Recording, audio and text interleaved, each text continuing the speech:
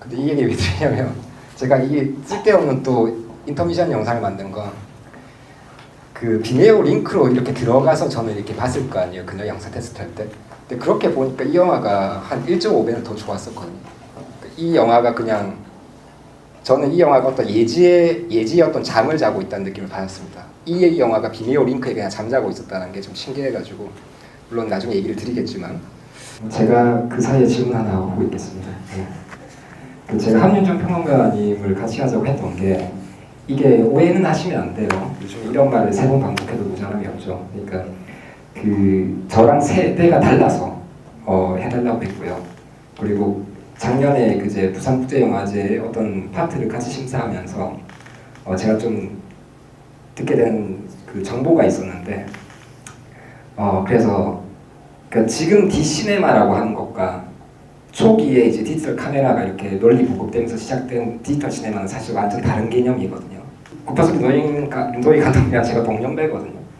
그래서 사실 2015년이 그 디지털 시네마가 도래하면서 보여줬던 가능성과 미학의 끝물인 시점이었습니다. 저는 이 영화가 디지털 시네마가 끝나는 끝물에서 어떤 태도랑 자세를 보고 있는지를 봤고, 그러니까 단순하게 얘기하면 디지털 시네마가 가져온 것들은 내가 카메라의 주체가 되지 않습니까? 카메라 주체에서 아무거나 찍을 수 있잖아요. 근데 그 찍는다는 것에서 영화화가 될 수 있는 가능성이 있기 때문에 아까 매개라고 얘기하셨는데 나라는 존재랑 세상을 자기성 없이 매개할 수 있는 가능성을 열어줬습니다. 왜냐면 이게 좀 이상하잖아요. 요즘에 이렇잖아요. 제가 무슨 얘기하면 넌 연고도 친구도 없는 애가 왜 서울 그런 데 신경 써 이런 거 하잖아요.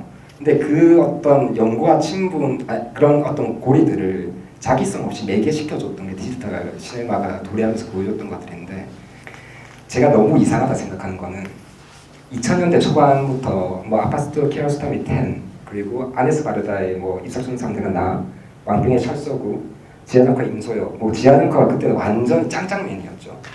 스틸라이프 동 24시티까지 찍을 때는 저 사람이 진짜 거의 모든 걸 이루고 있다는 식으로 맨날 대서특필하고 또 뭘 새로운 걸 보여줄까 했던 게 그때 당시 풍경이었습니다. 근데 그걸 아무도 기억 못해요. 그런 게 있었다라는 것을. 근데 그게 제가 혹시 인스타그램에 그 서울 시네마 댓글 걸린 문제로 제가 되게 도발적인 멘트를 남겼거든요. 올게 왔다 서명해라 뭐 이런 식으로 올렸는데 왜냐하면 이게 오늘 문제를 좀 제기할 게 예전에는 그런 얘기 했을 때 사람들이 별로 문제 안 삼았어요. 생기면 좋은 거지 않습니까? 영화 하는 사람들한테. 근데 저는 한 달 안에 제 귀에 들어올 거라 생각하는데 제 요즘 왜 저렇게 오버하냐 이런 얘기 나올 거라 생각합니다. 친분도 연고도 없고 무슨 이득을 보려고 저렇게 하지. 근데 디지털 시네마가 그러니까 용산전자상가 얘기한다면 이게 어떤 그 커넥트의 메카 같은 역할로 저는 좀 받았거든요. 한때는 식물처럼 도착했다. 근데 이 자기성이 없이 모든 그런 것을 매개할 수 있다는 그런 걸 믿었던 사람들이 많아지니까 그게 가능했던 거예요. 그래서 내가 영화를 찍는데 무슨 시위 현장을 찍는다. 근데 지금 찍으면 너랑 무슨 연고가 있는데 이렇게 얘기하잖아요. 근데 그때는 그게 없었다고요. 이 영화에서 끊어진다는 거예요. 세상의 모든 것을 담고 싶었다는 것은 그때는 내가 카메라를 찍으면 이게 영화가 될 수 있다는 믿음이 있었단 말이죠. 근데 그게 15년 사이에 그러니까 소실되어 버리는데 제가 사료를 보면서 이 영화가 너무 이상했던 게 이 영화의 많은 순간들이 저는 디지털 시네마를 만드는 사람, 창작자로서의 어떤 상황과 그거랑 생존의 문제, 돈을 벌어야 되잖아요. 그런 악인데 새로운 존재를 반길 수 있냐는 문제가 자기성 없이 어우러지는 걸 볼 때 내가 그때 봤던 진짜 디지털 시네마라는 생각을 했어요. 사료에서 보였던 감독님 체화한 이 디지털 시네마의 방법론이나 가능성이 왜 중요하냐면 이게 보편적이었거든요. 통가에서 제가 권위를 가진 게 아니라 보편적인 가능성이었는데 그거가 체화된 사람이 그게 응집돼 있다가 전 소리굴달에서 터져나왔다고 생각하는데 소리굴달 해보고 제가 디지털 시네마의 방법을 못 떠올린 게 진짜 한번 망해버려서 그렇습니다. 완전히. 근데 기억을 못하거든요 사람들이.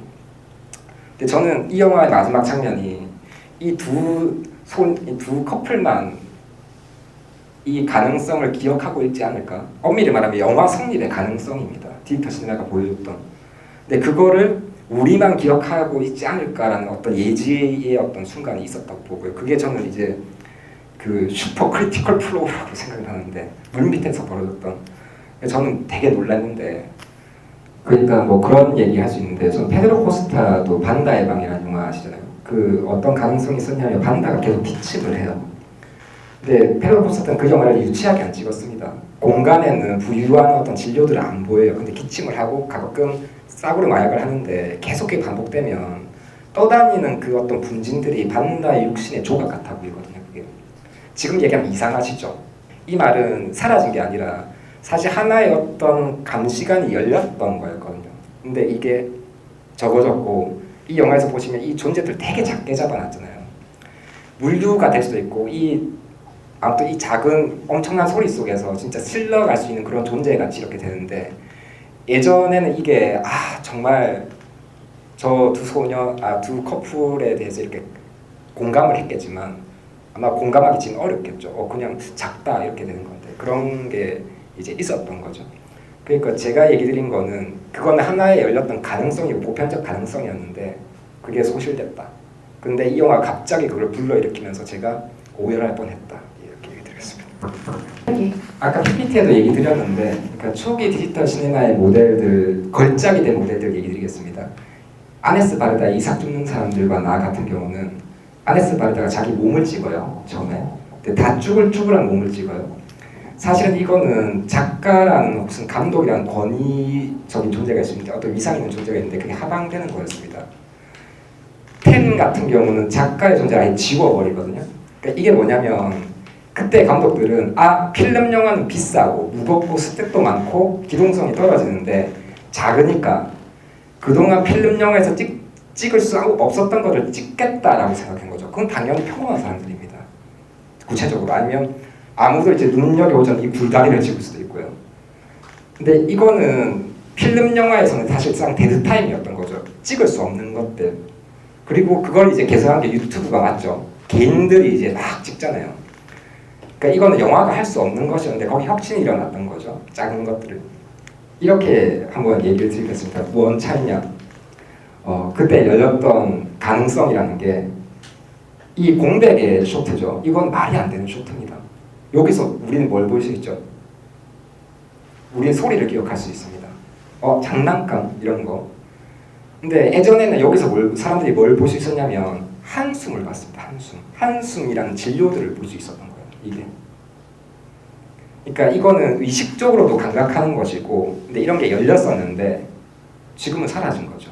반다의 방에서 책이 육신의 조각을 떠다니는 걸 볼 수 있다면 여기서는 이 사장의 한숨도 볼 수 있고요. 한숨의 어떤 진료들을. 그리고 그게 아니면 이 공간이 이제 사라질 거기 때문에 이까지 확장할 수 있습니다. 또 어떤 사람들이 뱉은 한숨이 여기 소리 불달처럼 이렇게 공존하고 있을까?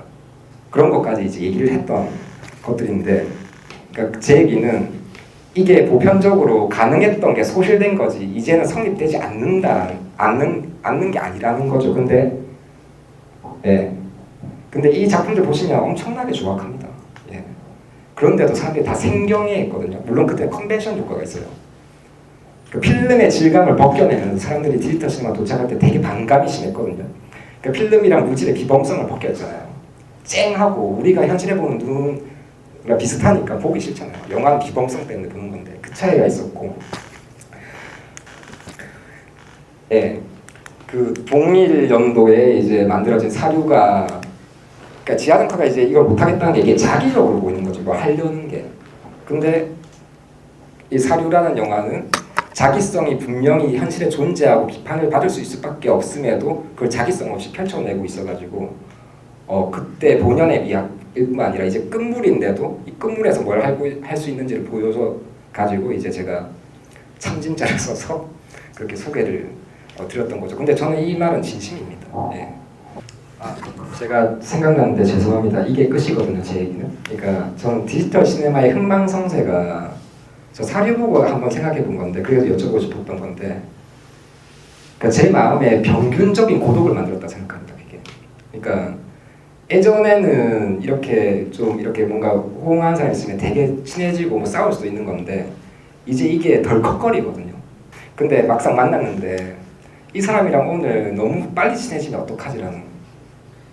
근데 저는 그냥 제 추측인데 그때 당시에 이렇게 의식적으로 구분하면서 디지털 시네마를 이렇게 했진 않지만 그 열기가 사라짐으로 인해서 사람들이 무지무식간에 영화인들이 특히 그럴 텐데 약간 평균적 고독이란 게 생겼을까라는 게 궁금해서 그게 좀 궁금했고, 그리고 저는 그걸 해소하기 위해서라도 사실은 지금 서울 시네마테크를 건립을 해야 되거든요. 예. 그런 맥락인데 궁금했어요. 저랑 뭐 예.